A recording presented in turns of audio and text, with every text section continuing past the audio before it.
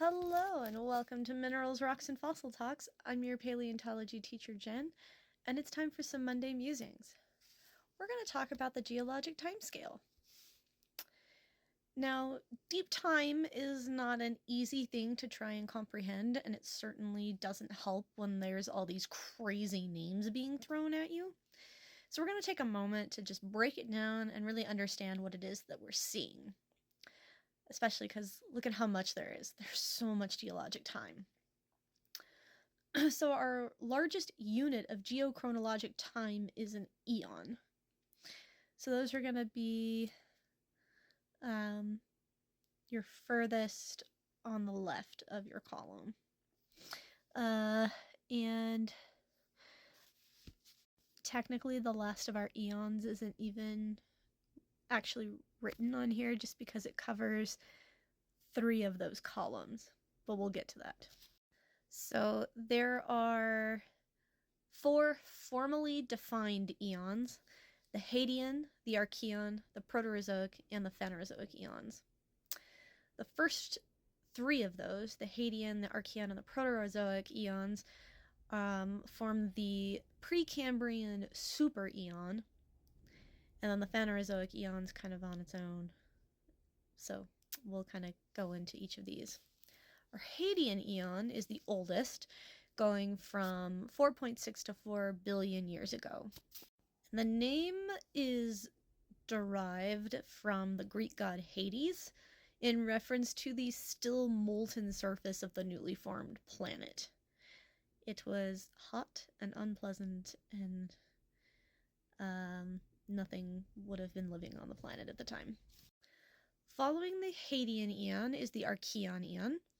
This eon went from 4 to 2.5 billion years ago, and as I mentioned in my Barberton Greenstone Belt video from about 2 weeks ago, this eon saw the creation of oceans, mountains, and the appearance of the first life forms known as stromatolites, which would put oxygen into the atmosphere. And Archean means beginning or origin, which is pretty fitting. Next came the Proterozoic eon. It lasted from 2.5 billion to 545 million years ago. And during this eon, the atmosphere became oxygenated. There were several glaciations, and the first eukaryotes evolved, represented by the Ediacaran biota. The name Proterozoic means before life because initially fossils hadn't been found until the Cambrian period. And we just didn't think there was anything alive. But now we know that's not true.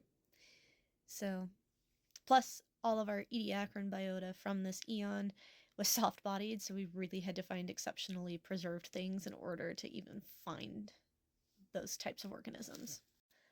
The last eon, which we are currently living in, is the Phanerozoic eon. It means visible life, which makes sense since most living organisms have lived during this eon. Alright, so far, do eons make sense? Excellent. Now, eons are broken down into eras. The Hadean is not broken into eras simply because the only evidence of this eon are detrital zircons in Australia.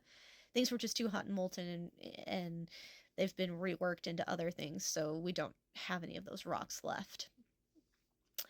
Now, our Phanerozoic eon is the most current eon and the one you're going to be the most familiar with. So we're going to talk about eras using this one. Plus, the eras in our Archean and Proterozoic are mostly just like early, middle, late, essentially. So nothing fancy going on here. But you might recognize the Phanerozoic eras.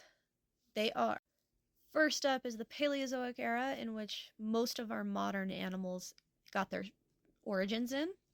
It means old life.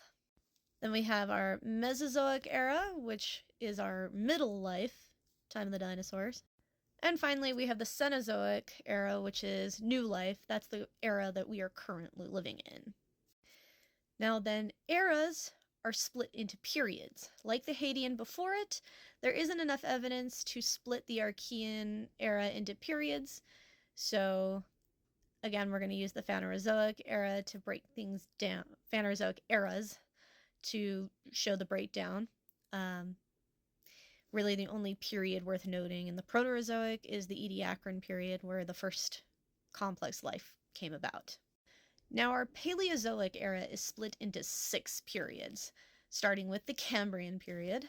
Then we have the Ordovician period, followed by the Silurian period, then the Devonian period, the Carboniferous period, and finally the Permian period.